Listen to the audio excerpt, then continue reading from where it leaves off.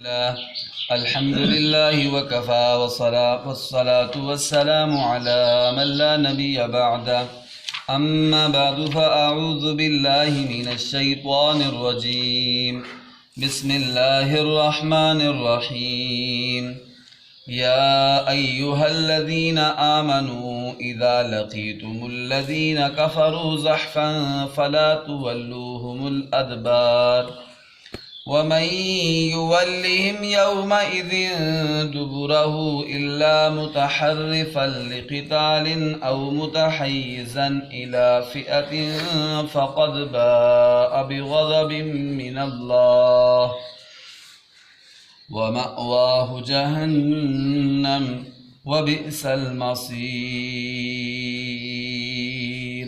صدق الله العظيم۔ میرے معزز سامعین و ناظرین اکرام، میں نے آج کے اس درس میں آپ کے سامنے سورۃ الانفال کی آیت نمبر 15 اور 16 تلاوت کی ہے۔ اس سے پہلی آیات کے اندر غزوہ بدر کے واقعہ کو اللہ رب العزت بیان فرما رہے ہیں۔ اسی کے ضمن میں اللہ تعالیٰ نے یہ ارشاد فرمایا کہ یا ایھا الذین آمنوا، اے ایمان والو، اذا لقیتم الذین کفروا زحفا، جب میدان جنگ میں تمہارا کافروں سے آمنا سامنا ہو تو فلا تولوہم الادبار، تم نے پیٹھ نہیں پھیرنی ہے۔ اس آیت میں اللہ رب العزت جنگ کا ایک اسلامی قانون بتا رہے ہیں۔ جنگ کا قانون یہ ہے کہ سوائے دو صورتوں کے جنگ میں کافروں سے پیٹھ نہیں پھیرنی ہے، اور پیٹھ پھیرنا گناہ کبیرہ ہے۔ کون کون سی دو صورتیں ہیں کہ جن میں بندہ پیٹھ پھیر سکتا ہے؟ ایک متحرف القتال، کہ لڑائی کی کوئی چال چل رہا ہو، لڑائی کی کوئی چال چل رہا ہو مسلمان، تو اس صورت میں وہ پیٹھ پھیر سکتا ہے۔ نمبر 2، او متحیزا الی فئۃ، یا یہ سمجھتا ہے کہ جو موجودہ لشکر ہے یہ کمزور ہے، یہ کفار کا مقابلہ نہیں کر سکتا، اپنے دوسرے مسلمان لشکر کے ساتھ ملنے کے لیے کہ ان کے ساتھ مل کر دوبارہ ان پر حملہ کریں گے، تو اس صورت میں بھی مسلمان جنگ میں، حالت جنگ میں پیٹھ پھیر سکتا ہے ان دو صورتوں میں۔ شروع میں ایسا تھا کہ مسلمانوں کے مقابلے میں جتنے بھی مشرک ہوں تو جنگ سے پیٹھ پھیرنا گناہ کبیرہ تھا۔ غزوہ بدر میں بھی یہی حکم تھا کہ دیکھیں مسلمانوں کے مقابلے میں کافروں کی تعداد تگنی تھی، 3 گنا زیادہ تھے۔ مسلمان 313 تھے اور کافر غزوہ بدر میں 1000 تھے، لیکن اس صورت میں حکم یہی تھا کہ تم نے کافروں کے سامنے پیٹھ نہیں پھیرنی ہے، میدان جنگ سے فرار اختیار نہیں کر سکتے۔ اس کے بعد پھر ایسا ہوا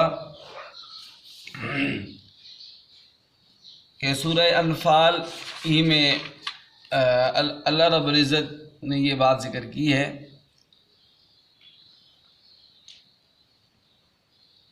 الآن خفف اللہ عنکم وعلم ان فیکم ضعفا فإن یکن منکم مئۃ صابرۃ یغلبوا، کہ اگر ایک مسلمان کے مقابلے میں 10 کافر ہوں، ایک مسلمان کے مقابلے میں 10 کافر ہوں تو پھر بھی منہ نہیں پھیرنا ہے، پیٹھ نہیں پھیرنی ہے، مقابلہ کرنا ہے۔ یعنی اگر اتنی بھی نسبت ہو کہ ایک مسلمان کے مقابلے میں 10 کافر بھی ہوں تو پھر بھی مسلمان کو یہ حکم ہے کہ ان 10 کا مقابلہ کرے اور منہ نہیں پھیرنا، ان کے سامنے پیٹھ نہیں کرنی۔ پھر اللہ رب العزت نے اس حکم میں تخفیف کی. پہلے تو یہ تھا کہ جتنے مرضی کافر ہوں مقابلے میں تو پیٹھ نہیں پھیرنی ہے. پھر اس حکم میں اللہ تعالیٰ نے تخفیف کی کہ اگر ایک مسلمان کے مقابلے میں 10 کافر ہوں میدان جنگ میں تو ان کے سامنے بھی پیٹھ نہیں پھیرنی. پھر اللہ رب العزت نے دوبارہ پھر اس حکم میں اور مسلمانوں پر آسانی والا معاملہ کیا. فرمایا کہ اللہ کو پتہ ہے کہ تم کمزور ہو اور اللہ کو تمہاری کمزوری کا احساس ہے، تو فرمایا ایسا ہو جائے کہ اگر ایک مسلمان کے مقابلے میں 2 کافر ہیں، ایک مسلمان کے مقابلے میں 2 کافر ہیں تو ان کے سامنے پیٹھ نہیں پھیرنی، ان کا مقابلہ کرنا ہے. اور اگر اس سے زیادہ ہوں، ایک مسلمان کے مقابلے میں اگر 2 کی نسبت سے زیادہ کافر ہوں تو پھر اس صورت میں اگر کوئی راستہ مل رہا ہو تو مسلمان نکل سکتے ہیں اپنی جان بچانے کے لیے. پہلے یہ حکم تھا کہ مقابلے میں جتنے بھی کافر ہوں تو پیٹھ نہیں پھیرنی ہے. پھر اس حکم میں اللہ تعالیٰ نے آسانی کی کہ اگر ایک کے مقابلے میں 10 کافر ہوں تو پیٹھ نہیں پھیرنی ہے. پھر اس میں پھر آسانی کی کہ اگر ایک کے مقابلے میں مسلمان کے مقابلے میں 2 کافر ہوں، 1 اور 2 کی نسبت ہو تو مسلمانوں نے پیٹھ نہیں پھیرنی. ہاں اگر اس سے زیادہ ہو تو پھر گنجائش ہے.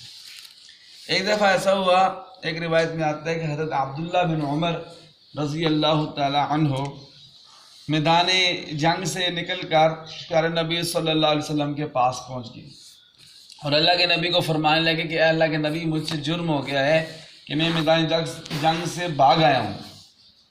تو پیارے نبی صلی اللہ علیہ وسلم نے فرمایا نہیں میرے پیارے صحابی، تم بھاگنے والوں میں نہیں ہوگا اور مجرموں میں تمہارا شمار نہیں ہوگا، بل انتم العکارون وانا فیاتکم، بلکہ تم ایک جنگی چال کے تحت اپنے لشکر کے ساتھ ملنے کے لیے آئے ہو، اپنی جماعت کے ساتھ. وانا فیاتکم، اور میں تمہاری جماعت ہوں، اور میں تمہاری جماعت ہوں. تو اس میں پیارے نبی صلی اللہ علیہ وسلم نے حضرت عبداللہ بن عمر رضی اللہ تعالی عنہ کو یہ تسلی دی کہ آپ کا شمار ان میں نہیں ہوگا کہ جو میدان جنگ میں پیٹھ دکھائیں اور وہ گناہ کبیرہ ہے، بلکہ آپ تو لشکر کے ساتھ ملنے کے لیے، اور اس صورت میں استثناء حاصل ہے. تو یہ ان 2 آیتوں کا خلاصہ تھا جو آپ کے سامنے ذکر کیا ہے. تو اگر ایک کے مقابلے میں، مسلمان کے مقابلے میں 2 کافر ہیں اور پھر بھی مسلمان بھاگ رہا ہے اور میدان میں جب کافروں کا سامنا ہوا تو پیٹھ دکھا دی، تو یہ گناہ کبیرہ ہے. یہ کیا ہے؟ گناہ کبیرہ ہے، اور جو ایسا کرے گا اس پر اللہ تعالیٰ کا غضب نازل ہوگا. اور یہ بھی فرمایا ہے کہ وَمَأْوَاهُ جہنم، اس کا ٹھکانہ جہنم ہوگا، اور یہ بہت برا ٹھکانہ ہے. یہ ان 2 آیتوں کا مختصر خلاصہ تھا جو آپ کے سامنے ذکر کیا ہے. اب ان کا ترجمہ سماعت فرمائیں. اعوذ باللہ من الشیطان الرجیم، میں اللہ تعالیٰ کی پناہ میں آتا ہوں شیطان مردود کے شر سے. بسم اللہ الرحمن الرحیم، میں شروع کرتا ہوں اللہ کے نام سے جو نہایت مہربان بڑا رحم کرنے والا ہے. یا ایہا الذین آمنوا، اے ایمان والو، اذا لقیتم الذین کفروا زحفا، جب تمہارا آمنا سامنا ہو جائے کافروں سے میدان جنگ میں، تو فلا تولوہم الادبار، تو تم ان کے سامنے پیٹھ نہ پھیرنا. وَمَن يُوَلِّهِمْ يَوْمَئِذٍ دُبُرَهُ، اور جس نے بھی اس دن، جنگ والے دن، اپنی پیٹھ پھیر لی، تو فرمایا فَقَدْ بَاءَ بِغَضَبٍ مِّنَ اللَّهِ، وہ اللہ کا غضب لے کر لوٹا ہے. ہاں 2 صورتوں کو اس سے مستثنیٰ کیا کہ 2 صورتوں میں اجازت ہے. کون کون سی 2 صورتیں؟ الا متحرفا لقتال، جنگ کی کوئی چال چلنے کی خاطر پیٹھ پھیری ہو تو اس کی اجازت ہے.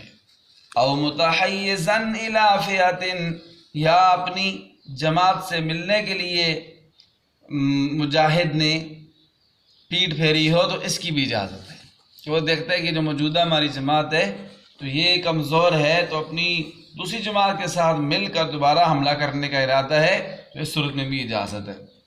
اس کے علاوہ یہ اگر پیٹ پھیری تو فقط باء بغضب من اللہ، وہ اللہ کا غضب لے کر لوٹے گا، وَمَأْوَاهُ جَهَنَّمْ، اور اس کا ٹھکانہ جہنم ہوگا، وَبِئْسَ الْمَصِيرُ، اور بہت برا ٹھکانہ ہے جہنم۔